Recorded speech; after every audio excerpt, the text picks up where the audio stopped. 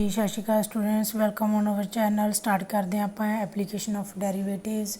Application of derivatives ਦੇ ਵਿੱਚ ਆਪਣੇ ਕੋਲੇ ਟੈਂਜੈਂਟਸ ਐਂਡ ਨੋਰਮਲਸ ਮੀਨਸ ਆਪਾਂ tangent and normal the equation find out ਕਰਾਂਗੇ। ਉਸ ਤੋਂ ਬਾਅਦ ਆਪਣੇ ਕੋਲ ਨੈਕਸਟ ਟੌਪਿਕ ਹੋਏਗਾ ਡਿਫਰੈਂਸ਼ੀਅਲ ਐਂਡ ਅਪਰੋਕਸੀਮੇਸ਼ਨ। ਡਿਫਰੈਂਸ਼ੀਅਲਸ ਐਂਡ ਅਪਰੋਕਸੀਮੇਸ਼ਨਸ ਵਾਲਾ ਟੌਪਿਕ ਆਪਾਂ ਨੈਕਸਟ ਵੀਡੀਓ ਦੇ ਵਿੱਚ ਕਰਾਂਗੇ। ਅੱਜ ਆਪਾਂ ਇਸ ਵੀਡੀਓ ਦੇ ਵਿੱਚ ਕੰਪਲੀਟ ਕਰ ਲਵਾਂਗੇ ਟੈਂਜੈਂਟ ਐਂਡ ਨੋਰਮਲ ਵਾਲਾ ਜਿਹੜਾ ਟੌਪਿਕ ਹੈਗਾ। ਤਾਂ ਲੈਟ ਅਸ ਸਪੋਜ਼ ਕਿ ਆਪਣੇ ਕੋਲੇ ਨਾ y equals to F X function ਹੁੰਦਾ, ਤਾਂ ਆਪਾਂ ਇਹਦਾ ਕੀ ਕਰਦੇ ਹਾਂ, ਡੈਰੀਵੇਟਿਵ ਕਰਦੇ ਹਾਂ। ਤਾਂ y ਡੈਸ਼ ਆਪਾਂ ਇਹਨੂੰ ਲਿਖ ਦਿੰਦੇ ਹਾਂ, ਜਾਂ ਇਹਨੂੰ ਆਪਾਂ ਐਫ ਡੈਸ਼ ਐਕਸ ਹੈ ਜਿਹੜਾ ਉਹ ਲਿਖ ਦਿੰਦੇ ਹੁੰਦੇ ਹਾਂ, ਜਾਂ y1 ਲਿਖ ਸਕਦੇ ਹਾਂ ਡੈਰੀਵੇਟਿਵ ਨੂੰ। ਤਾਂ ਜਦੋਂ ਆਪਾਂ ਇਹਦਾ ਡੈਰੀਵੇਟਿਵ ਕੈਲਕੂਲੇਟ ਕਰ ਲੈਂਦੇ ਹਾਂ, ਜੇ ਮੰਨ ਲਓ ਆਪਣੇ ਕੋਲ ਇਹ ਕਰਵ ਹੈ, ਮੀਨਸ ਜੋ ਵੀ ਆਪਾਂ ਨੂੰ ਇੱਥੇ ਇਕੁਏਸ਼ਨ ਦਿੱਤੀ ਹੋਊਗੀ, ਕੋਈ X square plus 2x plus 3 ਕੁਛ ਇਕੁਏਸ਼ਨ ਦਿੱਤੀ ਹੋਊਗੀ, ਇਹ ਫੰਕਸ਼ਨ ਕੋਈ y ਹੈ ਜਿਹੜਾ ਉਹ ਫੰਕਸ਼ਨ ਹੋਇਆ ਕਰੂਗਾ। ਤਾਂ ਇਹਦੇ ਵਿੱਚ ਆਪਣੇ ਕੋਲ ਕੀ ਆਪਾਂ ਸਪੋਜ਼ ਕਰ ਲੈਣਾ ਹੈਗਾ ਕਿ x0 y0 ਹੈ ਜਿਹੜਾ ਉਹ ਪੁਆਇੰਟ ਲਾਈ ਕਰਦਾ ਹੈਗਾ ਟੈਂਜੈਂਟ ਦੇ ਉੱਪਰ। ਜਿਵੇਂ ਕਿ ਆਪਾਂ ਸਪੋਜ਼ ਕਰ ਲਈਏ ਕੋਈ ਇਹ ਕਰਵ ਹੈ, ਕਰਵ ਦਾ ਟੈਂਜੈਂਟ ਕੀ ਹੁੰਦਾ ਹੈਗਾ, ਇਸ ਤਰ੍ਹਾਂ ਇਹਨੂੰ ਮਤਲਬ ਟੱਚ ਕਰਕੇ ਜਿਹੜੀ ਲਾਈਨ ਕ੍ਰੋਸ ਕਰਦੀ ਹੁੰਦੀ ਹੈ ਉਹਨੂੰ ਆਪਾਂ ਕਹਿੰਦੇ ਹਾਂ ਇਹ ਟੈਂਜੈਂਟ ਹੈ। ਟੱਚ ਕਰਨੀ ਹੁੰਦੀ ਹੈ, ਜਸਟ ਕੱਟ ਨਹੀਂ ਕਰਨੀ ਹੁੰਦੀ ਹੈ ਨਾ।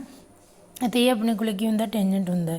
ਜੇ ਆਪਾਂ ਇਹਦੇ ਪਰਪੈਂਡੀਕੂਲਰ ਡਰਾ ਕਰੀਏ ਇੱਥੇ ਪੁਆਇੰਟ 'ਤੇ, ਤਾਂ ਇਹ ਆਪਣਾ ਕੀ ਹੁੰਦਾ, ਨੋਰਮਲ ਹੁੰਦਾ। ਇਹ ਇਕੁਏਸ਼ਨ ਆਪਣੀ ਨੋਰਮਲ ਦੀ ਹੋ ਜਾਏਗੀ ਅਤੇ ਇਹ ਆਪਣਾ ਕੀ ਹੁੰਦਾ, tangent. This is our curve. ਤਾਂ ਇਹ ਆਪਣੀ ਕਰਵ ਹੈਗੀ ਆ। ਦੈਨ ਆਪਾਂ ਦੇਖਦੇ ਹੈਗੇ ਕਿ ਆਪਾਂ ਕਰਨਾ ਕੀ ਹੈ, ਇਕੁਏਸ਼ਨ ਟੈਂਜੈਂਟ ਦੀ ਕੱਢਣੀ ਕਿਵੇਂ ਆ। ਜਦੋਂ ਆਪਾਂ ਇਕੁਏਸ਼ਨ ਟੈਂਜੈਂਟ ਦੀ ਲਿਖਣੀ ਹੈ ਤਾਂ ਇਕੁਏਸ਼ਨ ਆਫ ਟੈਂਜੈਂਟ ਕੀ ਹੁੰਦੀ ਆ,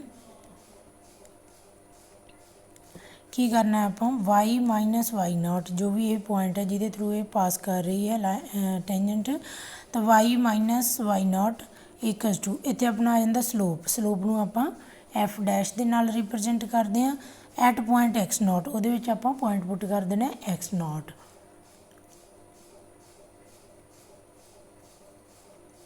ਇੰਟੂ x ਮਾਈਨਸ x0। ਤਾਂ ਇਹ ਆਪਣੇ ਕੋਲੇ ਸਲੋਪ ਇਕੁਏਸ਼ਨ ਆ ਜਾਂਦੀ ਆਪਣੇ ਕੋਲੇ ਟੈਂਜੈਂਟ ਆਫ ਲਾਈਨ ਦੀ। ਹੁਣ ਜੇ ਆਪਾਂ ਗੱਲ ਕਰਦੇ ਹਾਂ ਨੋਰਮਲ ਦੀ, ਜਿਹੜਾ ਇਹਦਾ ਸਲੋਪ ਹੋਏਗਾ, ਟੈਂਜੈਂਟ ਦਾ ਸਲੋਪ ਹੋਇਆ ਮੰਨ ਲਓ ਆਪਣੇ ਕੋਲੇ F dash x0, slope of tangent. Normal ਕੀ ਆਪਣੇ ਕੋਲੇ, ਨੋਰਮਲ ਉਹਦੇ ਪਰਪੈਂਡੀਕੂਲਰ ਹੁੰਦਾ। ਆਪਾਂ ਨੂੰ ਪਤਾ ਹੈ ਕਿ ਦੋ ਪਰਪੈਂਡੀਕੂਲਰ ਲਾਈਨਸ ਦੀ ਜਿਹੜੀ ਸਲੋਪ ਦੀ ਕੰਡੀਸ਼ਨ ਕੀ ਹੁੰਦੀ ਹੈ, ਜੇ ਆਪਣੇ ਕੋਲੇ ਫਸਟ ਲਾਈਨ ਦਾ ਜਿਹੜਾ ਸਲੋਪ m1 ਹੈ, ਸੈਕਿੰਡ ਲਾਈਨ ਦਾ ਜਿਹੜਾ ਸਲੋਪ ਹੈ ਉਹ m2 ਹੈ, ਤਾਂ m1 ਇਕਸ ਟੂ -1/m2 ਹੁੰਦਾ। ਇਹ ਕੰਡੀਸ਼ਨ ਹੁੰਦੀ ਹੈ, ਜਾਂ ਆਪਾਂ ਕਹਿ ਸਕਦੇ ਹਾਂ ਇਹਨਾਂ ਦਾ ਪ੍ਰੋਡਕਟ ਕੀ m1 m2 ਇਕਸ ਟੂ -1 ਹੁੰਦਾ। ਅਤੇ ਪੈਰਲਲ ਲਾਈਨ ਦੀ ਕੰਡੀਸ਼ਨ ਵੀ ਤੁਸੀਂ ਯਾਦ ਰੱਖ ਸਕਦੇ ਹੋ, ਪੈਰਲਲ ਲਾਈਨਸ ਦਾ ਜਿਹੜਾ ਸਲੋਪ ਹੈ ਉਹ ਕੀ ਹੈ, ਇਕੁਅਲ ਹੁੰਦਾ m1 m2। ਤਾਂ ਆਪਾਂ ਨੋਰਮਲ ਦੀ ਗੱਲ ਕਰੀਏ, ਜੇ ਨੋਰਮਲ ਦਾ ਸਲੋਪ ਕੱਢਣਾ ਤਾਂ ਇਹਦਾ ਰਿਵਰਸ ਕਰਾਂਗੇ ਅਤੇ ਨੈਗੇਟਿਵ ਕਰਾਂਗੇ, ਠੀਕ ਹੈ ਜੀ।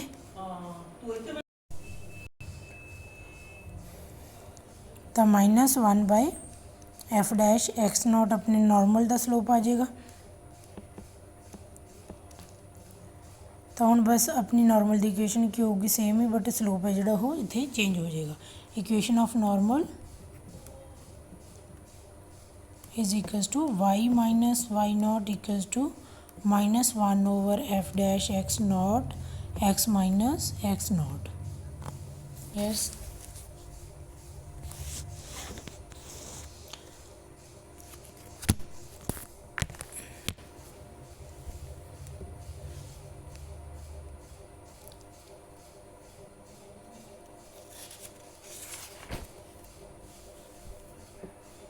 ਜਾਂ ਫਿਰ ਇਹਨੂੰ x1 y1 ਦੀ ਫੋਰਮ ਦੇ ਵਿੱਚ ਵੀ ਯਾਦ ਰੱਖ ਸਕਦੇ ਹਾਂ, y minus y1 -1 over f dash x1 x minus x1। Start ਕਰਦੇ ਹਾਂ ਆਪਾਂ ਐਗਜ਼ਾਮਪਲਸ। ਐਗਜ਼ਾਮਪਲ ਫਸਟ ਹੈ ਆਪਣੇ ਕੋਲੇ, ਸ਼ੋ ਦੈਟ ਟੈਂਜੈਂਟ ਟੂ ਦਾ ਨੋਰਮਲ। ਸ਼ੋ ਕਰਨਾ ਆਪਾਂ ਟੈਂਜੈਂਟ ਟੂ ਦਾ ਨੋਰਮਲ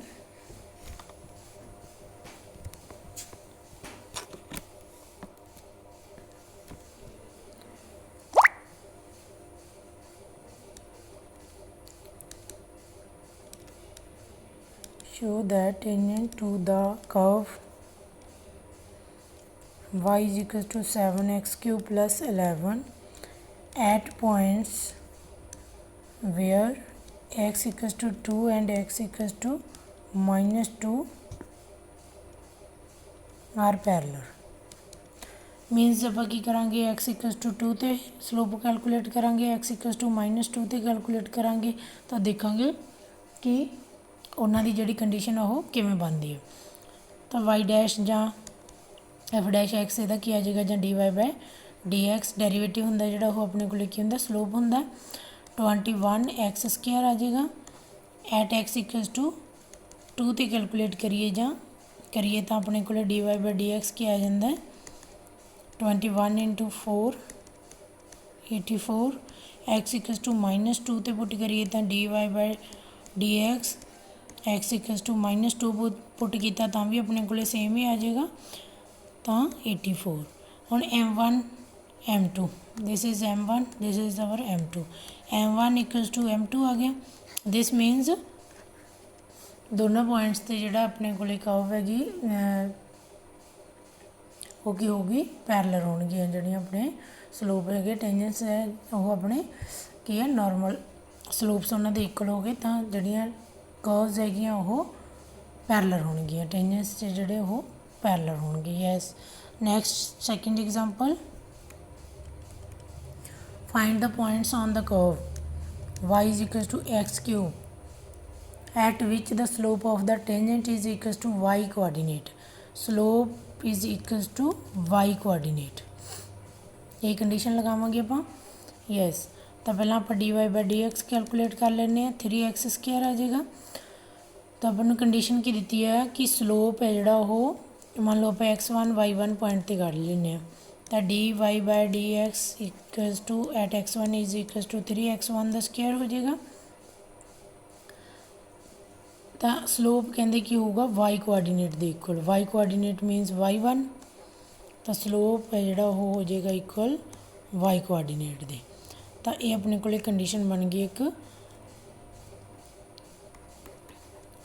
ਦੈਨ ਜਿਹੜਾ ਇਹ ਪੁਆਇੰਟ ਹੈ x1 y1 ਇਹ ਆਪਾਂ ਕੀ ਇਸ ਤਰ੍ਹਾਂ ਕਰਕੇ ਟੈਂਜੈਂਟ ਤੇ ਲਿਆ ਤੇ ਇਹ ਕਰਵ ਨੂੰ ਵੀ ਸੈਟੀਸਫਾਈ ਕਰੂਗਾ ਕਿਉਂਕਿ ਕਰਵ ਦੇ ਉੱਪਰ ਹੀ ਹੋਊਗਾ ਇਹ ਪੁਆਇੰਟ ਤਾਂ ਜਦੋਂ ਇਹ ਸੈਟੀਸਫਾਈ ਕਰੂਗਾ ਤਾਂ ਕੀ ਆ ਜਾਊਗਾ y1 ਇਕੁਅਲਸ ਟੂ x1 ਦਾ ਕਿਊਬ ਜੇ ਆਪਾਂ ਗੱਲ ਕਰੀਏ ਤਾਂ 1 ਅਤੇ 2 ਇਕੁਏਸ਼ਨ ਨੂੰ ਇਕੁਏਟ ਕਰ ਸਕਦੇ ਹਾਂ y1 ਹੀ ਹੈ 3x1 ਦਾ square is equals to x1 ਦਾ ਕਿਊਬ ਇੱਕ ਪਾਸੇ ਲੈ ਜਾਓ ਇਹਨਾਂ ਨੂੰ x1 ਦਾ ਕਿਊਬ ਮਾਈਨਸ 3x1 ਦਾ ਸਕੁਅਰ ਇਕੁਅਲਸ ਟੂ 0 ਇਹਦੇ ਵਿੱਚੋਂ ਆਪਾਂ x1 ਕਾਮਨ ਕੱਢ ਲੈਂਦੇ ਹਾਂ x square minus 3x1 equals to 0 ਇੱਥੋਂ ਆ ਜਾਏਗਾ ਈਦਰ x1 ਇਕੁਅਲਸ ਟੂ 0 ਔਰ ਇੱਥੋਂ ਆਪਣਾ ਆ ਜਾਏਗਾ x1 square minus 3x1 equals to 0 sorry x square common ਨਿਕਲ ਰਿਹਾ ਆਪਣਾ yes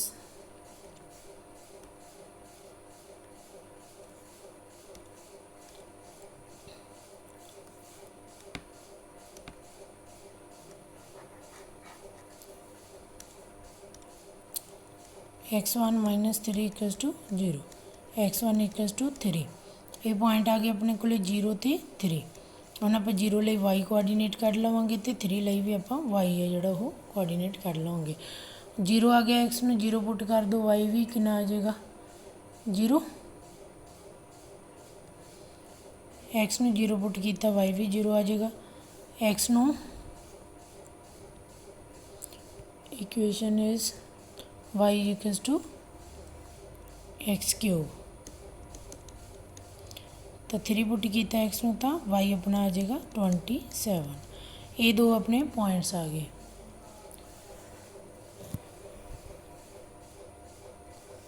ਜਿੱਥੇ ਆਪਣਾ ਕੀ ਹੈ y ਕੋਆਰਡੀਨੇਟ ਦੇ ਇਕੁਅਲ ਹੋਊਗਾ slope yes next example is for the curve y is equals to 3x square plus 4x find the slope of the tangent to the curve at the point whose x coordinate is -2 find the slope of the tangent to the curve at point whose x coordinate is -2 जिस point ਤੇ ਆਪਾਂ ਕੱਢਣਾ ਉਹਦਾ x coordinate -2 ਆ Y आप इत्थों calculate कर सकते हैं। वाई कैलकुलेट करांगे इत्थे -2 पुट करके 3 × 4 + 4 × 2 12 + 8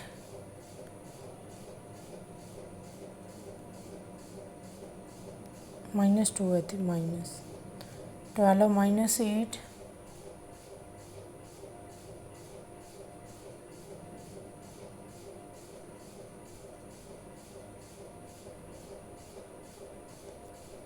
दिस इज़